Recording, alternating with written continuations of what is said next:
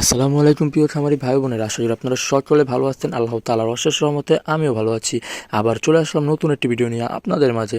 আপনারা কি খেয়াল করেছেন আপনার মুরগিগুলোকে ইদানিং একে অপরে মারামারি করে একে অপরের পালক তুলে ফেলছে অথবা ঠোকর দিয়ে আহত করছে? এই সমস্যার সহজ সমাধান হলো মুরগির ঠোঁট ছেঁকা দেওয়া। আজকের ভিডিওতে আমরা জানাবো এটি করলে সুবিধা কি অসুবিধা কি এবং এর সঠিক নিয়ম।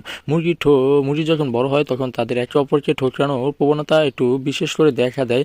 বিশেষ করে যদি একটি মুরগির শরীর দিয়ে রক্ত বের হয় তাহলে অন্যগুলো সেখানে ঠোকরাতে থাকে। এটি বন্ধ করতে আপনাদের খাবারের অপচয় রোধ করতে মুরগির ঠোঁট ছেঁকা দেওয়া অত্যন্ত জরুরি।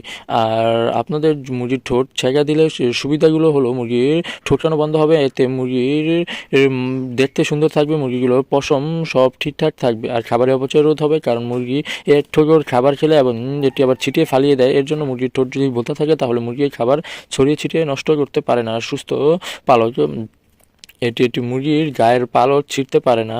ডিম আবার অনেকে লক্ষ্য করে যে ডিম ভেঙে ফেলে বা মুরগি তার নিজের পাড়া ডিমগুলো খেয়ে ফেলে ভেঙে। এটি মুরগির ঠোঁট ছেঁকা দিলে এই কাজটি মুরগি করতে পারে না।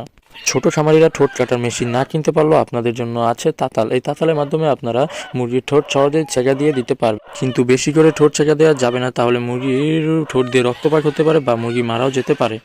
আর ঠোঁট ছেঁকা দেওয়ার সময় বিশেষ করে লক্ষ্য করতে হবে যাতে মুরগির জিভে পুড়ে না যায় বা জিভে তাতালের ছোঁয়া না লাগে, সেদিকে ভালোভাবে লক্ষ্য করতে হবে। আর ঠোঁট কাটার আগে ও পরে আপনারা মুরগিকে কিছু ভিটামিন মিনারেল খাওয়াতে পারেন, যেমন ভিটামিন কে বা ইলেকট্রোলাইট মিশিয়ে দিলে রক্তপাত হওয়ার কোনো ভয় বা আশঙ্কা থাকবে না। আশা করি ভিডিওটা আপনাদের উপকারে আসবে। আর যদি ভিডিওটা ভালো লাগে একটি লাইক করে দিবেন, আর আমাদের চ্যানেলটা সাবস্ক্রাইব করে দিবেন।